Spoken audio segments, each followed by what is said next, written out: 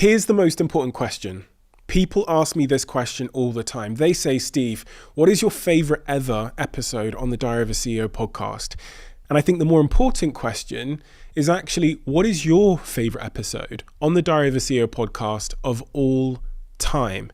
And so I went out to try and answer that question. What is your favorite episode? What is your favorite moment on this podcast of all time? And using a data scientist and a big team of analysts, we've found the most replayed moments of all the hundreds of episodes we've produced this year to show to you today.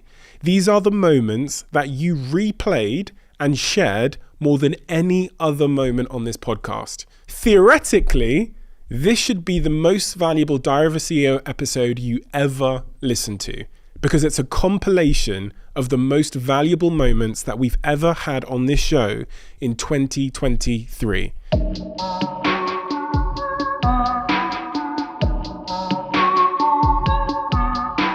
The seventh most replayed moment is my conversation with Giles Yeo, where he takes on some of the biggest myths about health, weight, obesity. And he answers the question, do we have to get fatter as we age? Is it genetic? What are the easy ways to manage our weight? After I read it in your book about us gaining more and more weight as we age, I Googled it, and the Healthcare Research and Quality Agency said that we naturally tend to gain weight as we age to the tune of 1 to 2 pounds per year, according to their review. And that's from the Agency for Healthcare Research and Quality, which I found quite startling. Yeah, but completely accurate. So the numbers, what the numbers that we have is, I think that's right, actually. So between 20 and 50 years old, those 30 years intervening, the average person, will gain about 15 kilos in weight, which is 2 pounds a year, 1 to 2 pounds a year. 15 kilos in weight is gained over 30 years on average. Some gain very little, others gain a hell of a lot more. We look at ourselves in a mirror. I look at myself in a mirror, but it's true. I don't want to be that guy. Mate, I don't know how much choice you have. What can I do to try and stay? Because for me, it's not really about the weight thing or how you look. It's more about like, I don't know how to say this, but there was this big set of stairs the other day. Really, really long set of stairs leading down to this lake. I was in Indonesia a couple of months ago. And I remember thinking about those stairs and thinking, God, if I wasn't, athletic and strong and didn't have good knees and things like that, there's no way I'd be able to get down this long, winding, hand-carved set of Indonesian stairs so that I could go on this boat trip that I was going to go on. And I just thought about how it was a weird thing. I know this is kind of a strange story to tell, but it crossed my mind. I got to the bottom of the stairs and I turned to the person I was with and was literally like, that's why I've got to stay in shape for as long as I can, because I want to do these boat trips and I want to go on this little rafting thing, but I won't even be able to access it unless I can go up and down those stairs, like 200 meters of stairs down this cliff. So that's what I care about. I care about being active and strong and fit for as long as I possibly can. And from what you said about gravity and weight, being overweight is going to inhibit my chances of being able to do those stairs. So that I think there are two elements there. First of all, there is doing the things that we want to do, okay? Like that, because you're exactly right. These are the things which I can still do that. I can still walk up a mountain or down a mountain because I'm still fit enough to do that. And I want to stay as fit as long as I can to do that. And weight will inhibit that, undoubtedly. But then there's a second element to actually consider. Now that's healthy. Look, none of us are going to live longer. We hopefully... And anyway, if we lived longer but was unhealthy, would you want to live longer? So you want to live longer but healthier for longer, okay? And undoubtedly, the thing that is closest related to health when you age is not your total weight. There's a role to play there. The amount of muscle you have. It is your muscle mass as you age, independent of how much fat you have, okay? That will determine how healthy you are as you age. So now I'm talking about going into the 60s and the 70s rather than when one is able to go down a 200-meter set of steps, okay?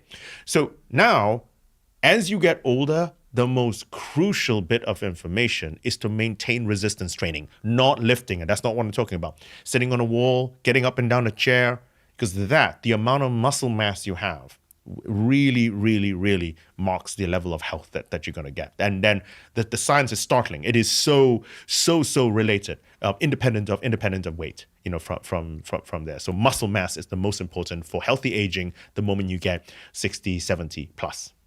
Interesting. Okay, so I'll keep doing resistance training. Correct. Always keep resistance training. And lifting weights as long as I can. Lifting weights as long as you can. At some point, you won't be able to lift weights I don't know. Don't write me off. Don't write me off, Giles. The hubris of youth. Yeah. That's the naivety of youth. Yeah, you just assume you'll always be able to do what you can do now. Yeah, it's something I think a lot about. And I think a lot of people will watch this podcast because probably, especially this time of year, we're in January, they'll probably be trying to find ways that they can cut fat. They want to be a bit skinnier. You said, I think you said half a stone you want to lose. I'm in the same place. I think most people want to lose a half a stone or something. What is the way that you would suggest to do that? The simple way, not the fucking complicated, go buy this guy's course and do 3 million sit-ups, whatever. The simple advice you would give someone that's hoping to create sort of sustainable weight loss. So the first is the amount of protein you eat. And you need to try and focus on trying to keep to about 16% of the energy in your day, from protein. 16%. And there's a sweet spot.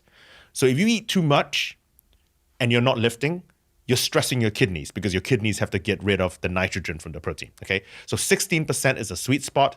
And it doesn't mean steaks only. It can mean beans, tofu, any kind of protein from anywhere. 16%. Second is fiber. We need to eat as much fiber as physically possible, 30 grams we want to aim for.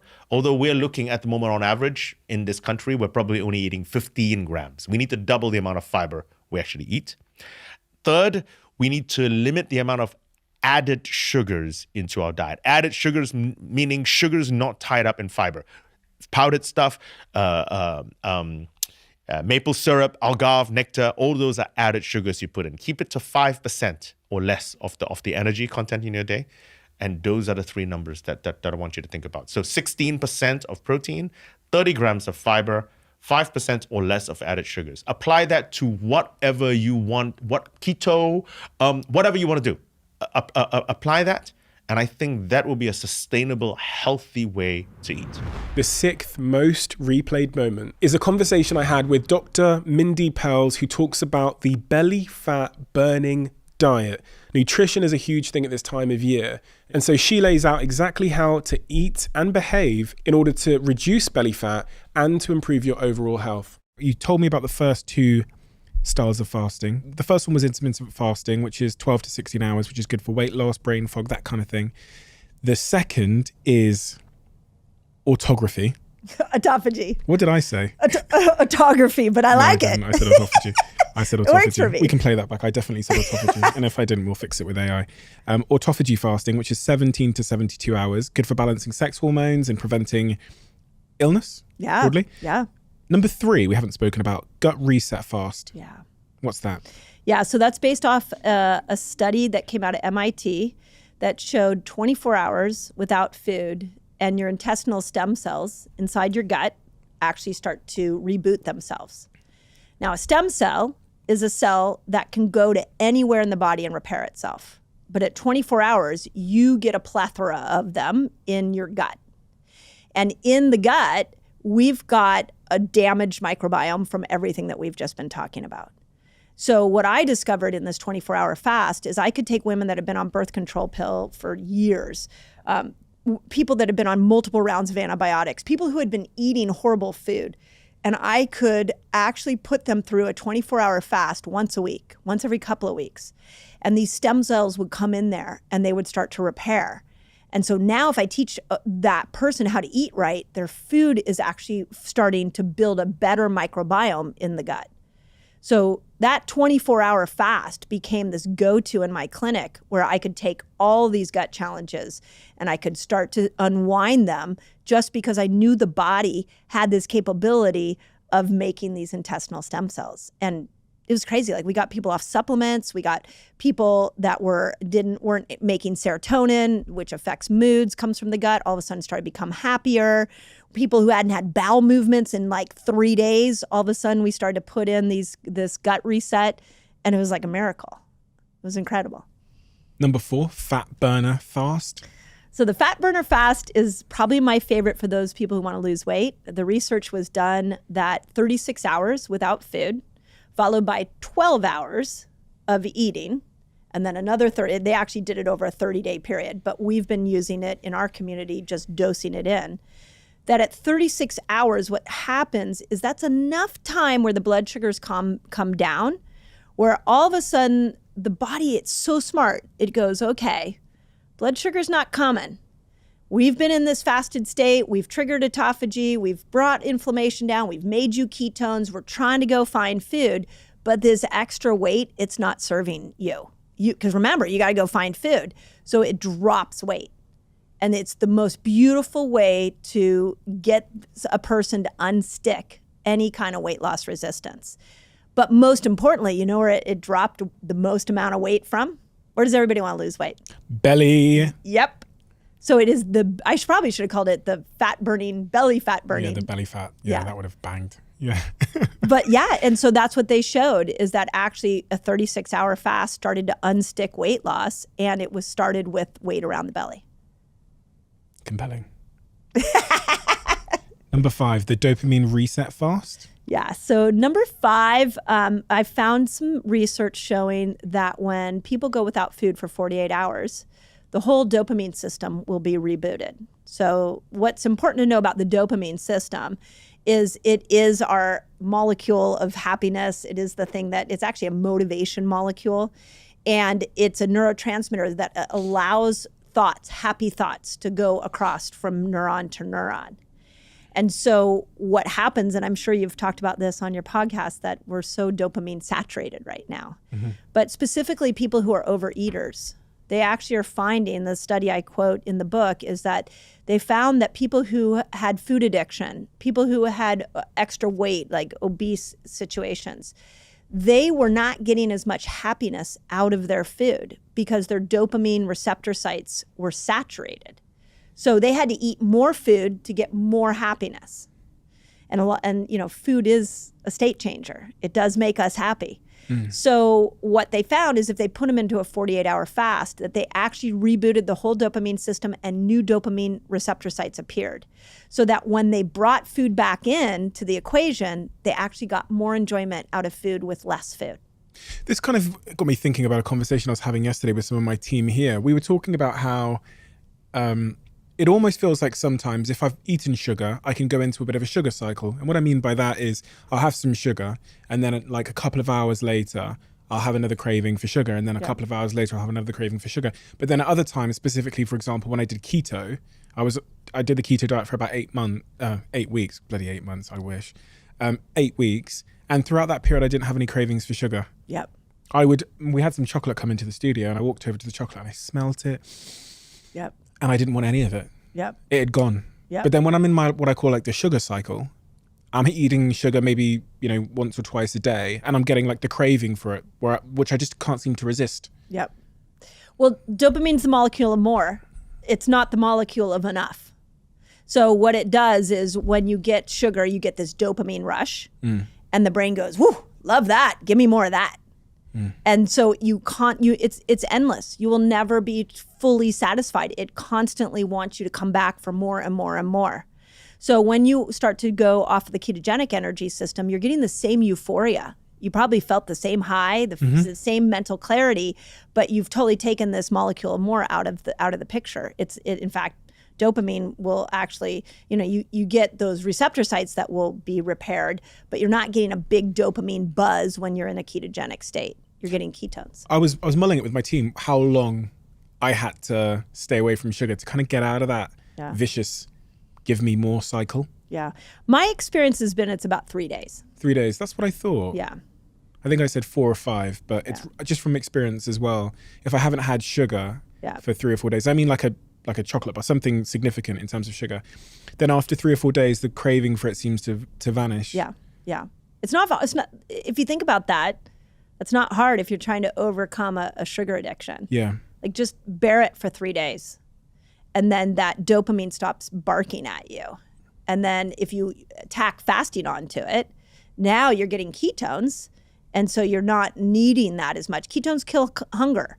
And they make you so mentally clear. They give you this euphoric feeling, so you don't have that urge to go for the sugar. And the ketones come from fasting, Yeah. which is when your body switches metabolic Yeah. state. Got Yeah. you. The last and final fasting style, immune reset fast. Yeah, so immune reset was built off of Dr. Walter Longo's work, and he did a study on people who had cancer and were going through chemotherapy. And one of the challenges we know about chemotherapy is that it wipes out the whole immune system. And so he wanted to see, well, what if I put somebody in a fasted state as they went through chemotherapy? Would there be a difference? And what he found is after 3 days of fasting, the white blood cells in our system actually reboot themselves. So what they do is all old white blood cells are sloughed away and new white blood cells emerge. So people were able to come out of that chemotherapy experience and have a stronger immune system, as opposed to what we were seeing was that it was wiping the immune system out. So that launched the whole 3-day water fast sort of craze. At least here in America, we're seeing a lot of people that are just going after 3-day water fast to prime their immune system. But you also at 3 days get stem cells, full systemic stem cells. So all of a sudden your body's got surging with stem cells going to all parts of the body, repairing it. The great example I always use on this one was I had an Achilles tendon injury, and nothing was helping it. So I threw a 5-day water fast at it.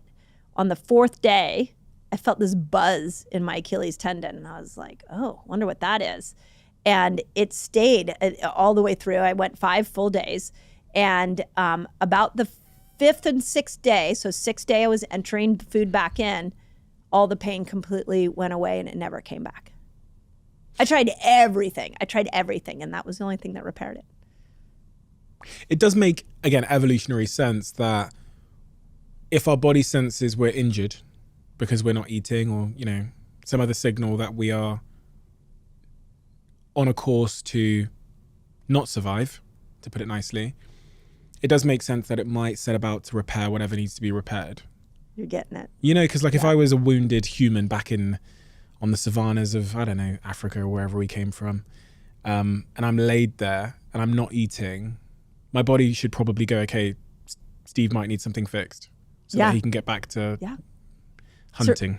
So you're getting it.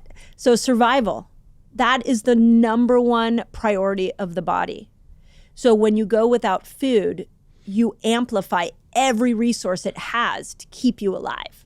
And if repairing my Achilles means I can now go hunt for food, it's going to do that. It's going to make me stronger. And in the book, when I was writing the book, I stumbled upon a really cool hypothesis that's called the thrifty gene hypothesis.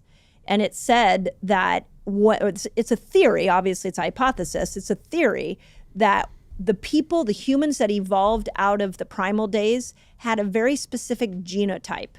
And this genotype allowed us to metabolically flex and be stronger in a fasted state because we had to survive. And the people that didn't make it from that time period didn't have that gene.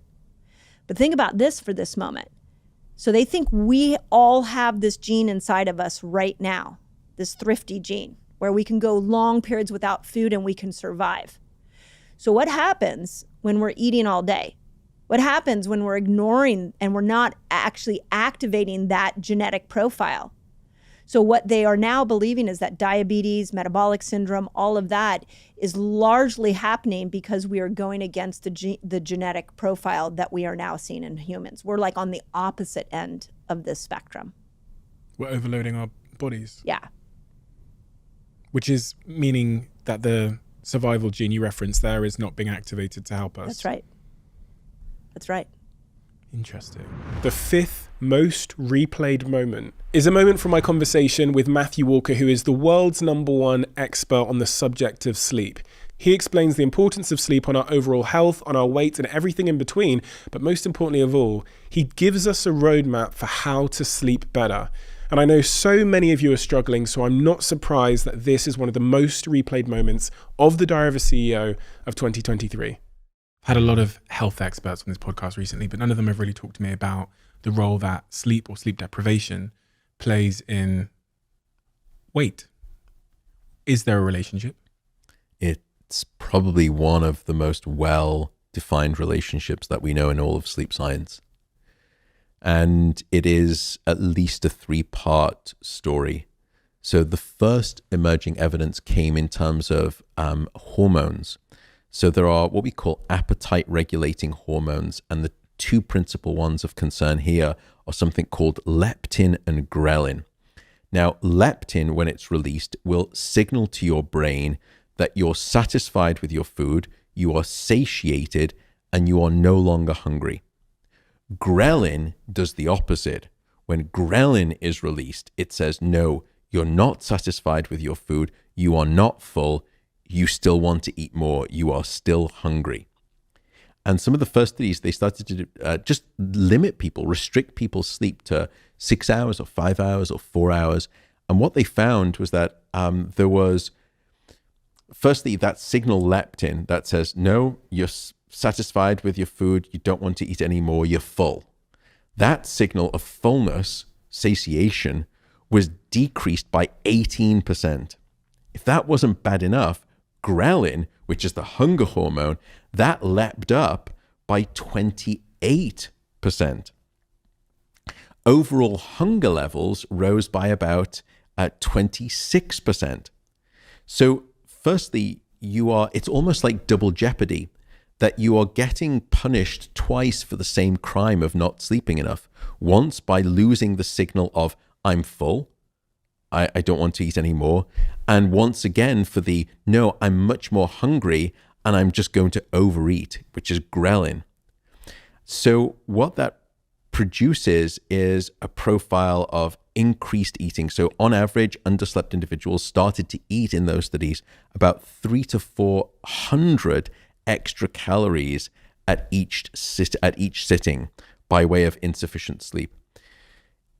Then what they discovered is that it's not just that you want to eat more, it's what it is that you have a craving for when you are underslept. And this is the problem. What they found is that when you are underslept, you eat more of everything, but you especially eat more of these heavy-hitting, stodgy carbohydrates, bread, pasta, pizza. The next thing that you started to eat, have a preference for, was simple sugary foods, sweets and chocolate. And then finally, you started to crave very salty food, and high sodium food intake will increase your blood pressure. So that was the first of the 3 mechanisms. Then we did a study where we said, perhaps it's not just the circulating hormones in the body. The brain is the ultimate arbiter of your food decisions. So what's going on in the brain? So we took a group of perfectly healthy individuals and we put them through the experiment twice. Once when they'd had a full 8 hours of sleep, and once when we deprived them of sleep. And then the next day we placed them inside an MRI scanner and we showed them images of lots of different foods that range from being sort of, very healthy to being very unhealthy, and sort of ice cream and, chocolate and pizza and things, to leafy salads and nuts and greens and vegetables. And we asked them to rate how much they wanted that food for each item.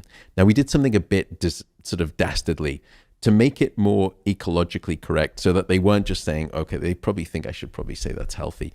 We said, we're going to randomly select one of these images, these food images that you see, and after you get out the brain scanner, we're going to give you that food and we're going to politely ask you to eat it all. So it made it a bit more realistic, so the choices were more, as much as that we could. So what we found is that when they were sleep deprived, the deep hedonic centers, the emotional centers of the brain, these desire centers, these reward centers, they ramped up in their activity in response to these highly desirable, highly unhealthy foods. So these more basic sort of, guttural parts of the brain, as it were, these reward centers were lighting up much more strongly when you were sleep deprived. Worse still, the impulse control regions in the front of the brain, what we call the prefrontal cortex, they were shut down, they were taken offline. So as a consequence, you lost your impulse control. And that's why you start to then say, when I'm sleep deprived at the food sort of buffet, I'm not going to do salad. I'm just going to, that pizza looks awful good, or that pasta with the cream, I'm just going to go into that, all go. So So it's what we call a pattern in terms of brain activity in neuroscience of hedonic eating, that your brain goes into this hedonic desire profile. So now we understood it's not just hormones in the body, it's also changes in the brain. Then came the finding that there's another chemical in the body that's responsible. And this comes on to cannabis. When people that you may know have smoked cannabis, they'll often say, I get viciously hungry. I get the munchies. I get really hungry. That's no coincidence, because cannabis will stimulate appetite. Now, we all have naturally occurring cannabis compounds in our brain and our bodies. They are called endocannabinoids. Endo meaning comes from inside us, whereas the cannabis that comes externally when you sort of smoke it or take edibles. So endocannabinoids do many things for the brain and the body, but one of the things that they do is control your appetite and your hunger. And what we found is that when you sleep-deprived individuals, these naturally occurring endocannabinoids rocketed up by over 20%, cranking up people's appetite. And so these three ways lead you to start packing on. When insufficient sleep is occurring, when sleep gets short, your waistline typically starts to expand. And we now understand the reasons. If that wasn't bad enough, it is bad enough. I know. Yeah. Can you just stop, Matt? Please? Honestly, I've really. The last thing that we discovered is that, let's say that you're trying to be really careful and you're trying to diet and you're trying to lose weight. If you're not getting sufficient sleep, then 60% of all of the weight that you lose will come from lean muscle mass. Oh, God, no. And not fat. Not the muscle. I know, exactly. So in other words, when you are dieting but you are underslept, you lose what you want to keep, which is muscle, and you keep what you want to lose, which is fat. So again, I'm sold. Not an ideal situation. Sleep is important. I get it. I'm sold. My question is, what are the things that in the modern society are standing in the way of sleep? We've touched on some of them loosely, but some of the big obvious things, the things that you would suggest doing, very actionable things we could do straight away to improve our chances of having that healthy, deep sleep that we need to be optimal in every regard of our health and performance. There's probably, I think, 5 standard tips, what we call sort of sleep hygiene, that you can do. And then I'll come on to maybe just some unconventional tips that we've sort of touched on. And we've spoken about many of these. The first thing I would recommend people to do, and this is why when some people say, oh, what about this new sleep supplement? Or, it's 40 quid for this bottle of these new sleep natural medications. I'm going to give it a try. I would say, try these tried and true things first before you spend your money on supplements. The first thing is regularity. Go to bed at the same time and wake up at the same time, no matter whether it's the weekday or the weekend. Your brain expects regularity. It thrives best under conditions of regularity. When you give it regularity, you can improve the quantity and the quantity of your sleep. The second thing is get some darkness at night. As I said, we don't get enough darkness in the modern world. And so the trick I would offer, and I don't use it, I don't like the word hack, but the sort of suggestion would be, in the last hour before bed, try this experiment for everyone listening for the next week.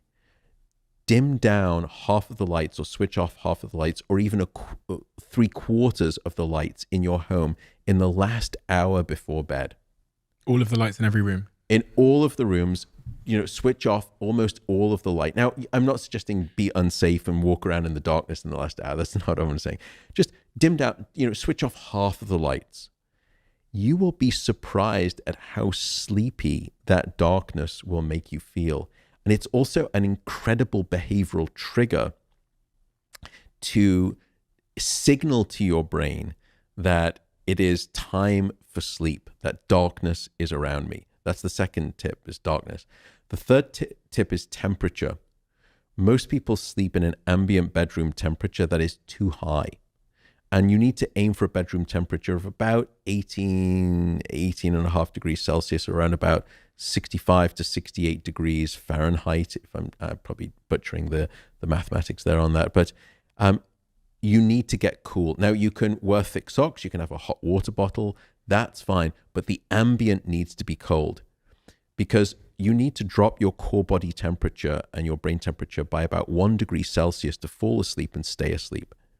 And it's the reason that you will always find it easier to fall asleep in a room that's too cold than too hot. So make your bedroom cold, make it dark like a cave.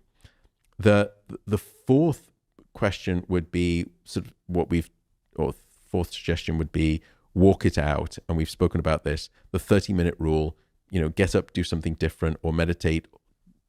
Don't lie in bed awake for too long. Then the final two things we've spoken about caffeine.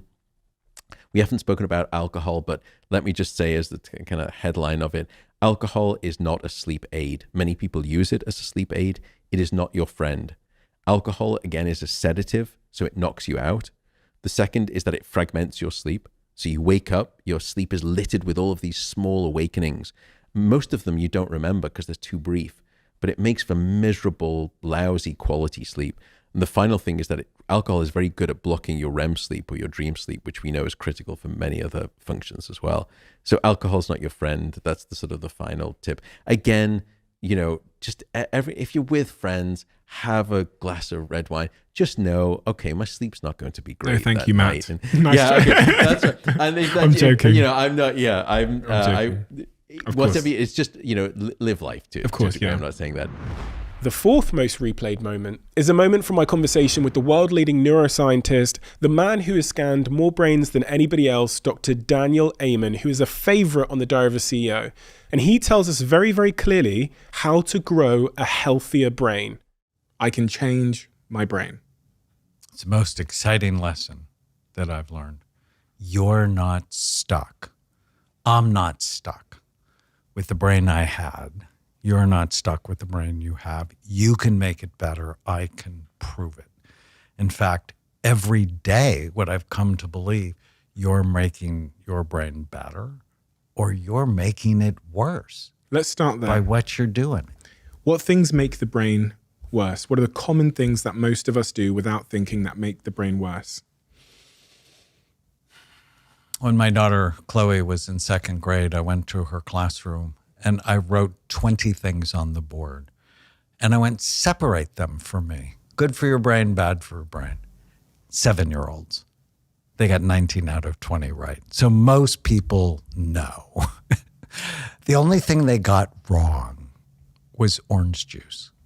They put it in the healthy category when, in fact, when is it rational to unwrap fruit sugar from its fiber source because it turns toxic in your body. So I'm not a fan of fruit juice. I'm a fan of fruit, not fruit juice. What's bad about sugar for the brain? It's pro-inflammatory. What does that mean? It makes you diabetic. But I mean, as it relates to the brain, why is like orange juice or the ice cream bad for my brain? Because it's ultimately going to give you high blood sugar levels, which erode your blood vessels, and you're going to have lower blood flow to your brain. That's a bad thing. I mean, there's so many things about it. So it's addictive. It's pro-inflammatory. It makes it more likely you're going to have diabetes and obesity. So 72% of Americans are overweight, 42% are obese. I've published 3 studies on 35,000 people. As your weight goes up, the actual physical size and function of your brain goes down. That should scare the fat off anyone. I used to be chubby, but when I figured out that connection, I'm like, oh no, it was that gave me the motivation to drop about 25 pounds. And so sugar is the gateway drug to diabetes and obesity. And so, not to mention inflammation, which is the cause of depression and dementia. So, you want to avoid things that cause low blood flow, caffeine, nicotine. Caffeine? Caffeine constricts blood flow to the brain. And what does that do to my brain? constricts blood flow. So you're going to get less blood flow. And remember, I showed you that progression with age. No, you don't want that. You want to do things that increase blood flow to your brain. So exercise, ginkgo. This is one of the supplements I'm going to give you. Eat foods like beets, oregano, rosemary, cinnamon. They increase blood flow. While we're on blood flow, 40% of 40-year-olds have erectile dysfunction. 70% of 70-year-olds have erectile dysfunction. What that means, if you have blood flow problems anywhere, it means they're everywhere. And so, no. And it means either you're too sedentary, you're overweight, you're smoking, or having too much caffeine, or using marijuana, because marijuana lowers blood flow to the brain. And so just in that one of the 11, it's exercise, ginkgo, and for you, not for everybody, but for you, hyperbaric oxygen. Those three things will make a big difference in blood flow. Ginkgo. Ginkgo. What is that? It's a supplement. What does it do? Increases blood flow. To the brain? The prettiest brains I've ever seen take ginkgo. There's actually a SPEC study. They gave people 120 milligrams of ginkgo twice a day, significant improvement in blood flow to the brain. And so in one of the supplements I'm going to give you, we have ginkgo. I've taken it every day for the last 20 years, at least. And then, this is where the U.S. government got an F for the pandemic, loneliness accelerates dementia and brain problems. And so when they isolated us, the whole significant increase in brain problems. So get connected to other people. The I in Bright Minds is inflammation. So what increases inflammation? Low omega-3 fatty acid levels. And we are deficient. 93% of the population is deficient in omega-3 fatty acids. 93%. So all of us should be either eating more fish or taking an omega-3 supplement like fish oil. Gum disease. Like, who knew?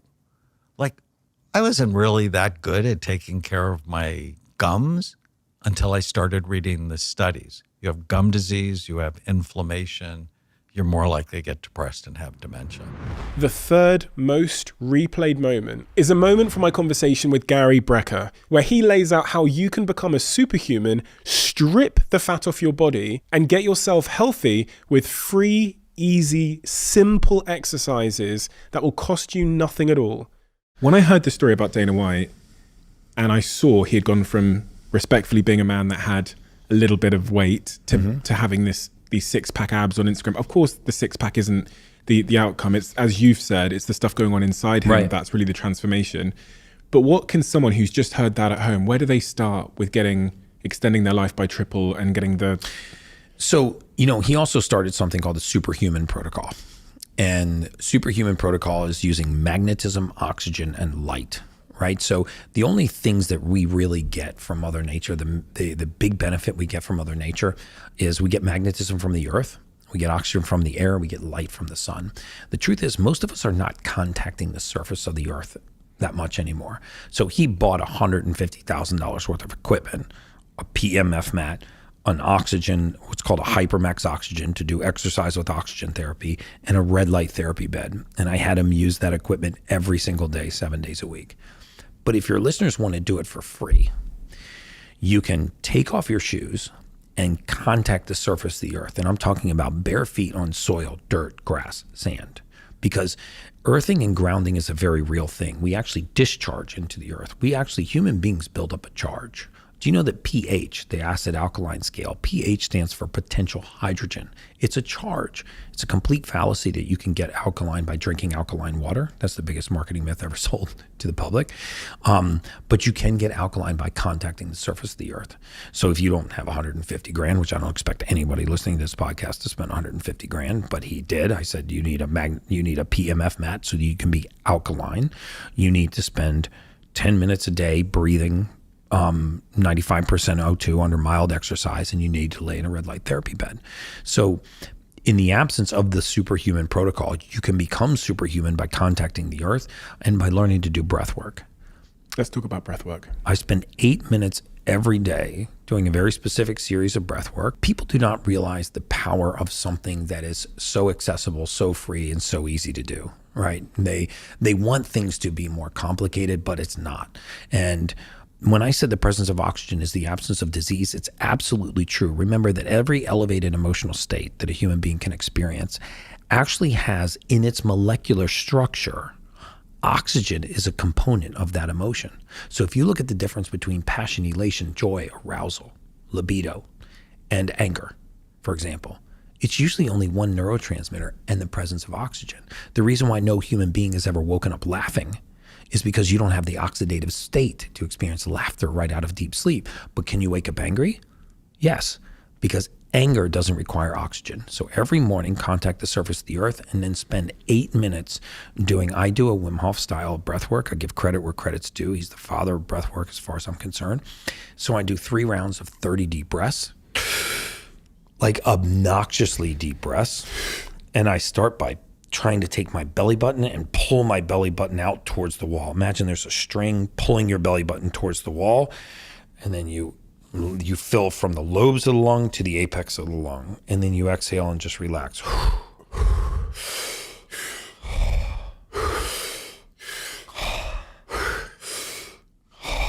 God knows what they think we're doing out there.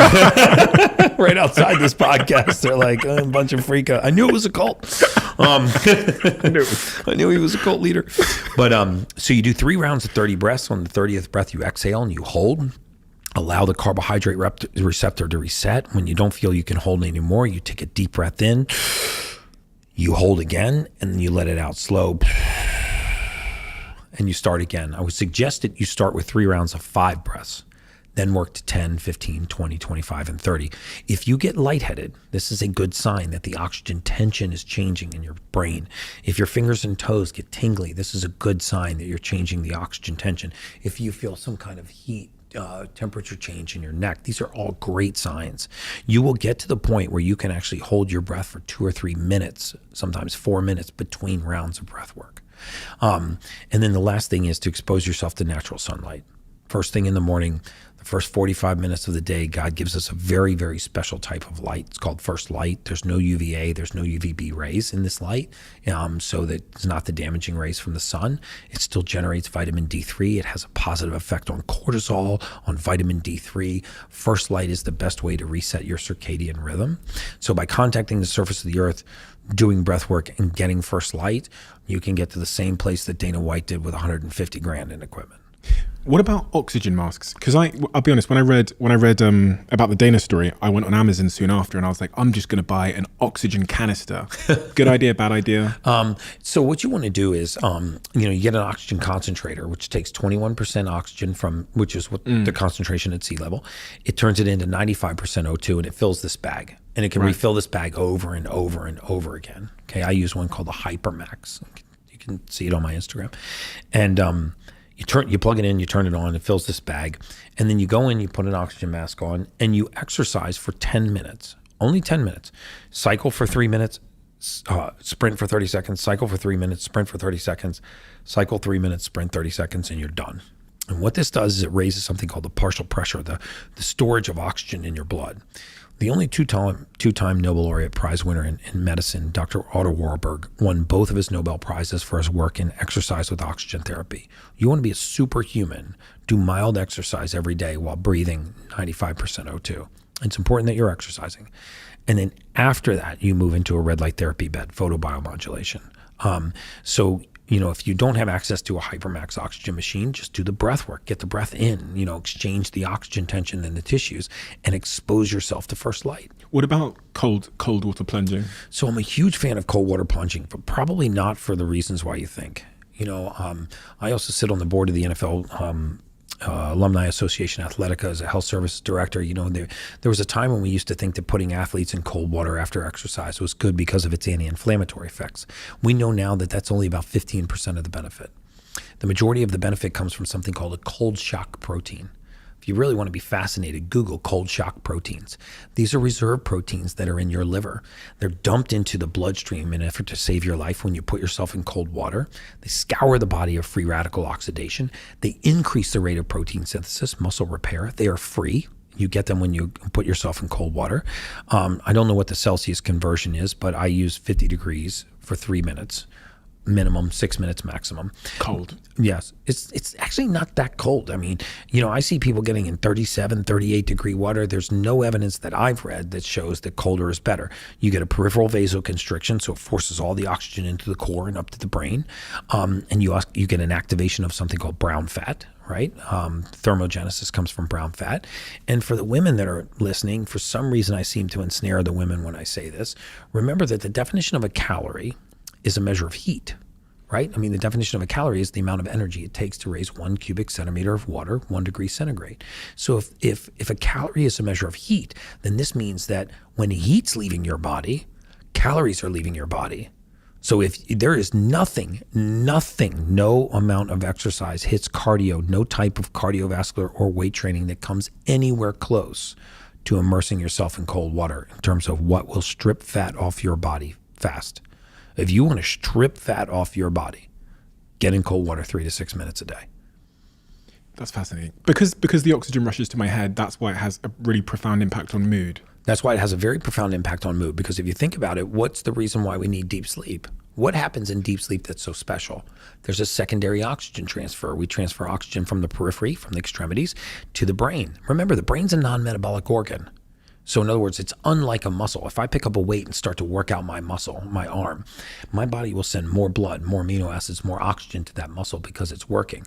Well, if I'm sitting at my computer and I'm watching reruns of The Simpsons, or I'm sitting at my computer and I'm solving the most complex joint venture agreement, partnership agreement with all kinds of mathematical equations, my brain gets the same amount of nutrients. Same amount of blood flow, same amount of oxygen. So it eats the same meal, whether or not it's in a dead sprint or whether or not it's just chilling on the couch, except in deep sleep and when you're in cold water, because it's forcing the oxygen up to the brain. The second most replayed moment is a moment from my conversation with Dr. Tim Spector, a favorite on the Diary of a CEO. And here he talks about health more holistically and some of the biggest myths that most of us believe that are currently standing in our way. We've got a fitness group amongst some of my friends. There's about 10 of us in it. And we've been tracking how often we work out and how frequently we work out and the workouts that we do. And one of the things I have to say is pretty much no one in the group has lost any weight. We've been doing this for a year. And that kind of bucks what you would think. So the only time that I lost weight was actually when I went on the keto diet. I went from 14 stone 8 to 13 stone 8 in several weeks. But exercising for almost religiously for the last 2.5 years doesn't really seem to impact my weight at all in the way that the fitness experts might tell me on Instagram. What's your stance on the role that exercise plays in weight loss? Has very little role in weight loss. All the studies, long-term studies, show it doesn't help weight loss, and it's been grossly exaggerated as an easy fix for our obesity problem. Exercise doesn't help weight loss? No. All the studies show that. The only caveat to that is if you have changed your diet, improved your diet, and you've lost some weight, maintaining some exercise does help prevent it going back up again. But as on its own, if you don't change your diet, it's of no use. And that's well known now by all the obesity experts and all the studies. Does sugar make us fat? Is that the culprit? Is that one of the main things that's contributing to? No, again, that's reductionism. Okay. But the reason exercise doesn't work, it's important to realize this, is because we all know this, that, you go for a walk, you build up hunger before a meal. That's what your parents told you, and everything about exercise is after it, your body slows down, your metabolism slows down, and it tries to regain the energy that you've lost. That's just what our evolution. And so that's why it's great for your health. I exercise, fantastic for your mood. It's great for your heart, anti-cancer, all kinds of things. We should all do it, but absolutely not if your goal is weight loss. You have to do something about changing your diet. And I think that's the big, a huge myth, particularly perpetuated by gyms and fitness apps and everything else. And it is complete nonsense. I read that you, when you looked at studies over 30 years and you looked at how many studies had been done on the relationship of exercise and weight versus things like sugar and weight, there was 12 times more studies done on the relationship of exercise and weight versus sugar and weight. And why is that? Why is there less research done on the latter? I think that's the influence of governments and the food companies and the drink companies. So a lot of the exercise research done in the last 20 years was sponsored by large corporations who wanted to make this link between exercise and weight loss so that they could continue to sell sugary, ultra-processed foods and drinks and just say it's childhood obesity is because we don't have playgrounds and we don't encourage this. And that's why the Cokes and the Pepsis are always there at the sponsoring Olympic events and associating themselves with sport. And they gave hundreds of millions to various physiology departments, sports departments, nutrition departments to do research in this area. Basically, it was really hard to get anyone to do research into how sugary drinks make you gain weight or cause problems, because the amount of money for nutrition has been abysmally poor, from governments. And that's why, only the first ever study of ultra-processed food in a controlled trial was only about 3 years ago. And it's been around for, 30, 40 years.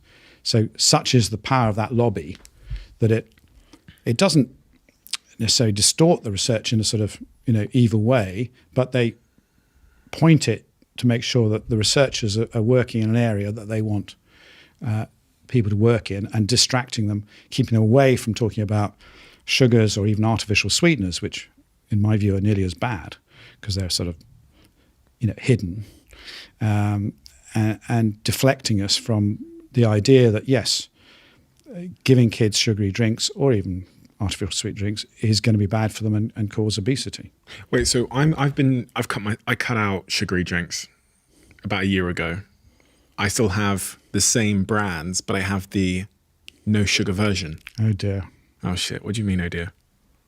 Well, all the summary of the trials shows that if you take young adults and kids, and they were, say, on 2 cans of, full sugar sodas, and you change them to the diet version, there's no real difference in weight or metabolic changes in their blood.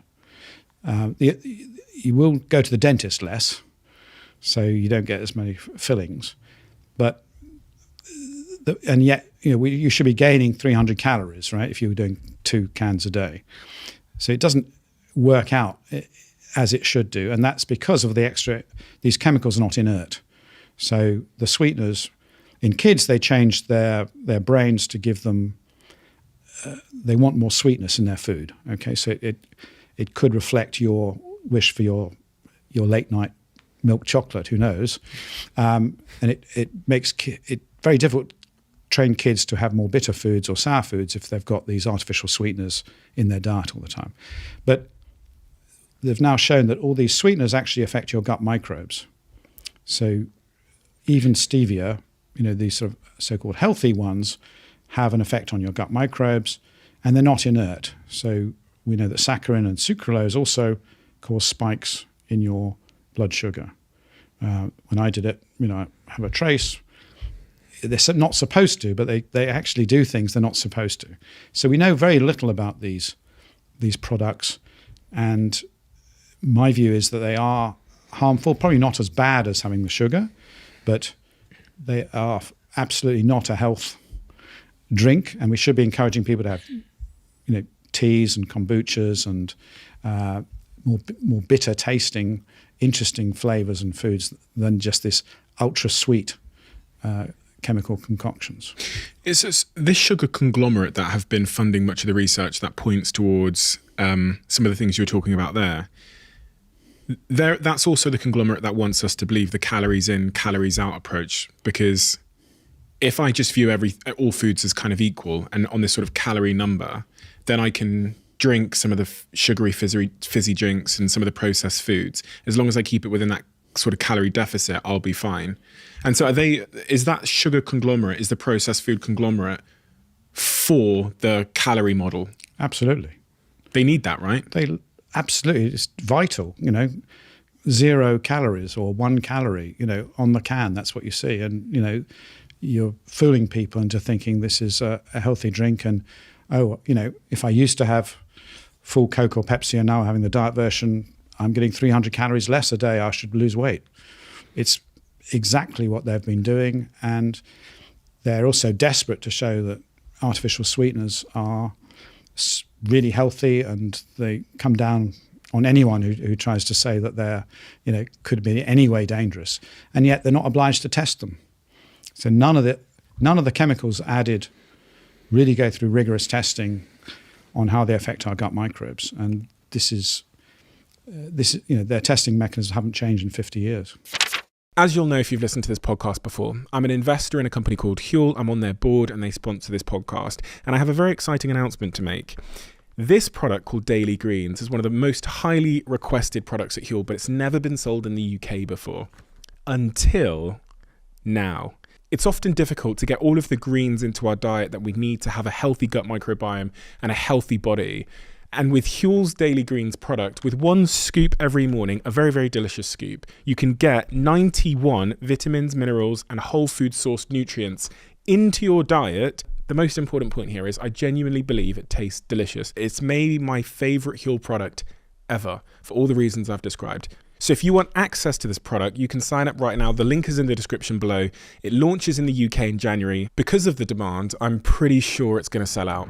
And here is the single most replayed moment as it relates to health on the Diary of a CEO of 2023. So the first thing I came up against, because this was around the time of the financial crisis, was the lack of understanding of the brain-body connection.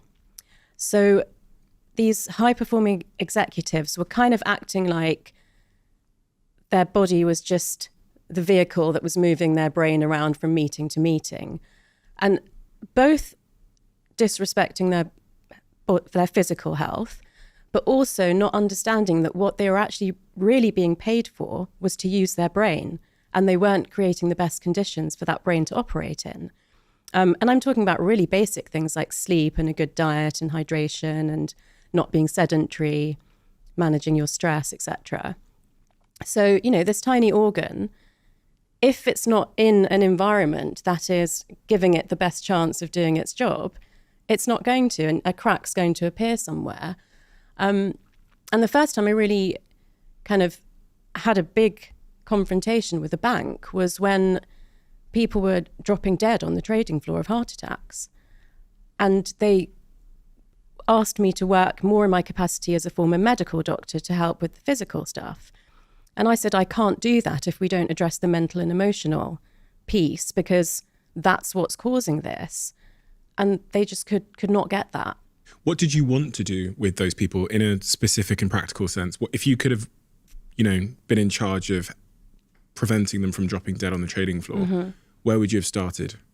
The understanding that stress, so everything that you're experiencing mentally and emotionally that's challenging, and things like a lot of travel, which is challenging for your body, that raises levels of the hormone cortisol, which comes from your adrenal glands. And that cortisol courses around your blood through your entire body and brain. And the brain has receptors for understanding what's going on in terms of threat to your survival.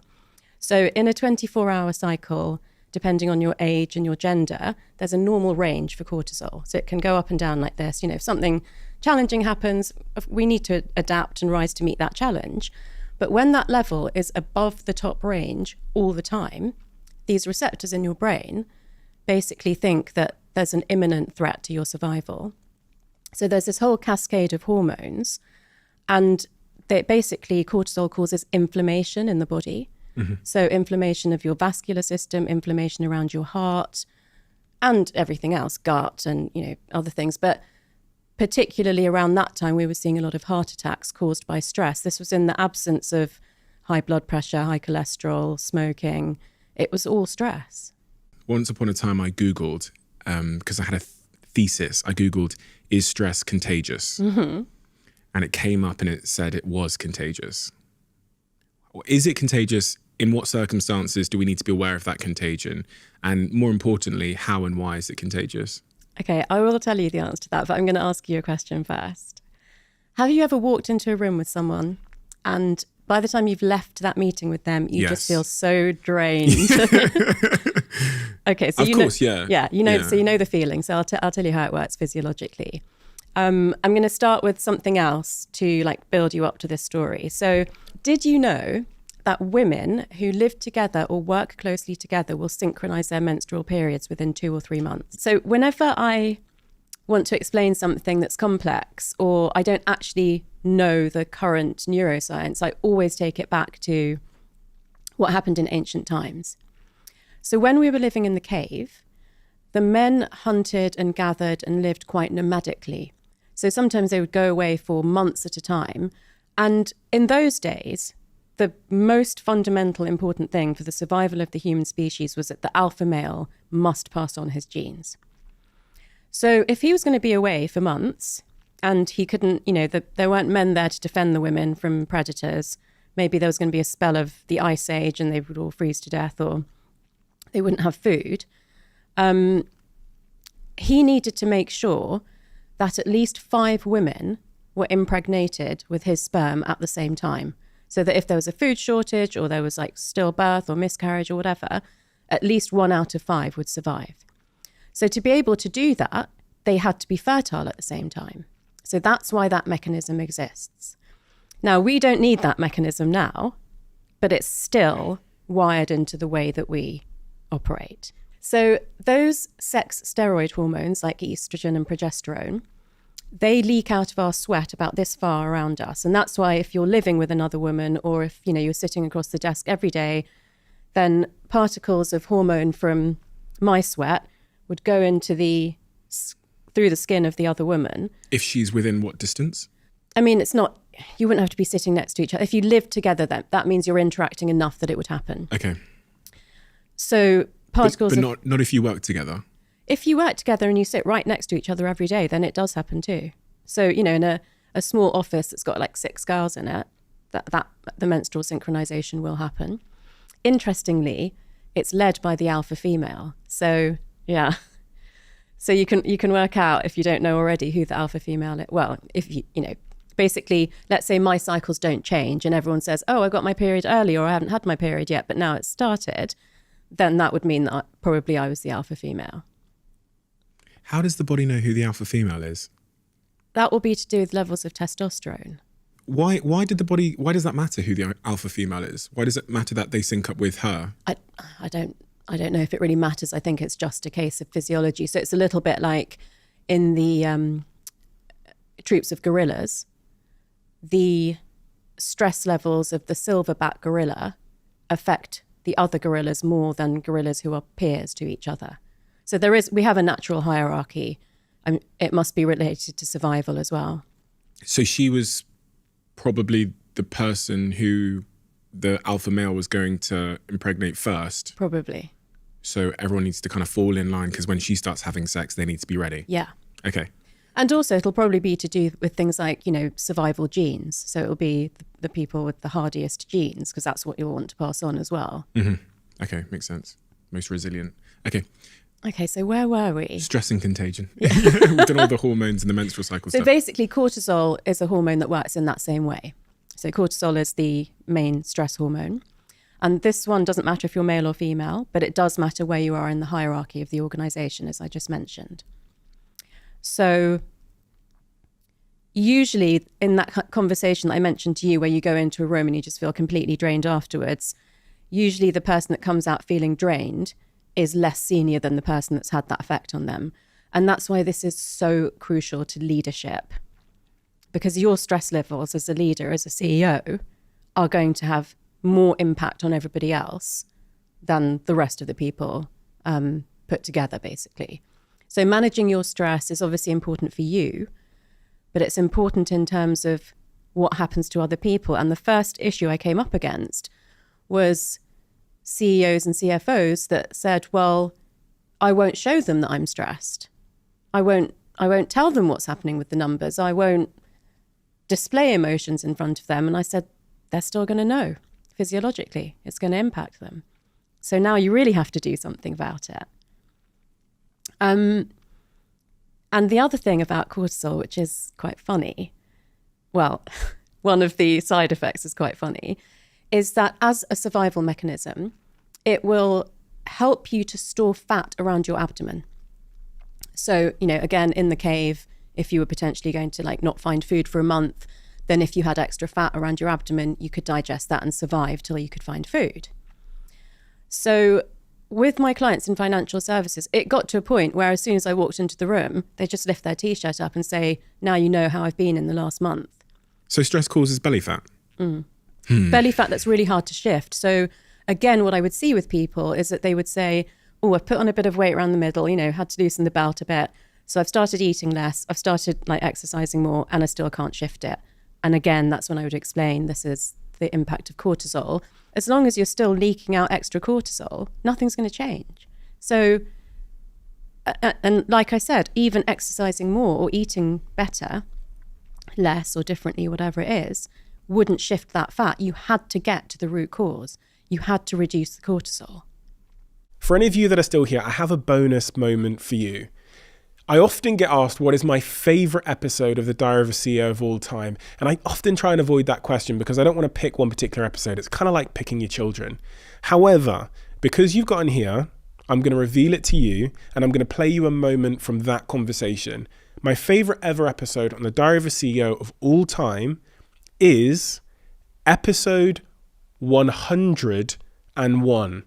And it just so happens to be the most shared episode we've ever had of all time on WhatsApp. And I know that sounds a little bit obscure, but the interesting thing about WhatsApp is it's one-to-one typically. So it's typically one friend sending it to a family member or to a friend or something like that.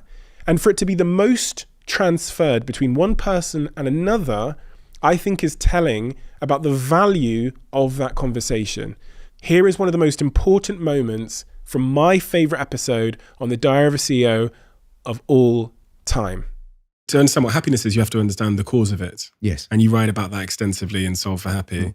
So what is the cause of unhappiness as you see it, especially if you're building sort of machine learning applications that are going to, solve, make people arrive at contentment or happiness in a personalized way? We must be able to know what's causing this lack of happiness. Allow me a bit of time to explain it, Sure. because it's simple when we get it, but it's not simple to get to it. So happiness is very predictable. Okay, if you look back at any point in your life where you ever felt happy, there is one commonality across all of those moments that can actually be documented in a mathematical equation. Okay, you've never felt happy because of a specific event in your life. Okay, take for example rain. Rain doesn't make you happy or unhappy. There is no inherent value of happiness in rain. Okay, rain makes you happy when you want to water your plants, and it makes you unhappy when you want to sunbathe. Right? And so it's not just the event, rain, it's the comparison between the event and an expectation in your mind of how life should be. Okay? If you're worried about your plants, then life should be generous to me and get me rain so I can water the plants. And if life does that, then life meets your expectations and you're happy. Okay? And so happiness in that sense becomes equal to or greater than, so it's really mathematics, the your perception of the events of your life minus your expectations of how life should be. Okay? And apply that to anything. Apply that to anything. So, my favorite example is nature. We're all happy in nature. Why are we all happy in nature? I mean, you go out there and there are ants and there are flies and, trees are crooked and there are, shrubs everywhere and bushes, and it's just really not that hedged and organized. But that's what we expect. So, nature's chaos is what we expect nature to be. And so we feel happy. Nobody ever sits in front of the ocean and says, I like the view, but please mute the sound. Okay?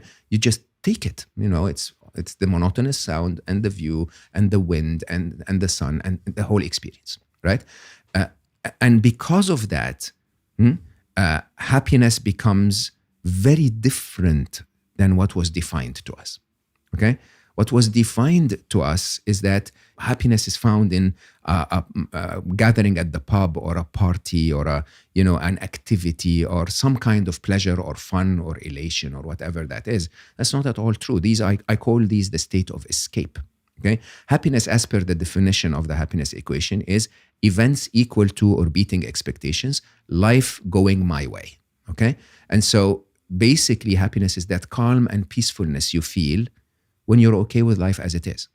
It doesn't really matter what life is, okay? What matters is that you can be okay with it, right? So you take, any example, if your boss is annoying and your expectation is, bosses are annoying. This is what life is about. They become bosses because they're annoying, right? and so if that's your expectation, you're gonna look at it and go like, I need to learn the skill of managing annoying bosses, okay? And if that's the case, then you're not going to be upset about it. Similarly, anything else, if you look at it, then it's not just the event. It's your perception of the event. So you have a something to influence. It's not just the event. Your partner might say something hurtful on Friday at 4 p.m. That's the event. My partner said something hurtful. At Sunday morning, you tell yourself he or she doesn't love me anymore. Okay? That's your perception of the event. That's not actually the event. The event is something hurtful was said. But your perception of the event is your work, is your brain adding color to it. And then you compare that to your expectations, right? You compare my boss is annoying to my boss shouldn't be annoying. Where did you get that from, right? So we blur the happiness equation. We break the happiness equation because of what I call the 6 and 7, okay? 6 grand illusions and 7 blind spots. Which are, the 6 grand illusions are basically, call them pathways that the modern world teaches us to navigate the modern world that are illusions, are not true, okay? Take, for example, control. Everyone knows that to succeed in the modern world, you have to learn to control certain events, right? So you start to believe that the way to succeed in life is to control everything. But the truth is, even if you go down to the basics of physics, that we never are in control. That the absolute design of nature itself, of the universe itself, is entropy and chaos, right? That's the actual design. And so if you try to control it, you're bound to be disappointed. A lot of events are going to miss your expectations, okay? And yes, I'm not saying don't control anything at all, but start to understand that you're going to be selective because you have a finite amount of effort. And by the way, even if you're selective and you try to control everything, sometimes things will fall out of control, okay? And that should be your expectation. Once you get that right, that was my biggest illusion, okay? I am a mathematician. I'm a software developer. I am a physicist. I am an engineer. And I'm a senior executive. It doesn't get worse than that, okay? I'm like the worst, absolute the worst. I used to give my wonderful wife, I swear to you, Stephen, don't judge me. I used to give her a spreadsheet that would tell her when to wash the colors and when to wash the whites based on our average consumption as a family to save the environment. And poor Nibel would actually smile at me and say, sure, baby, I will use this.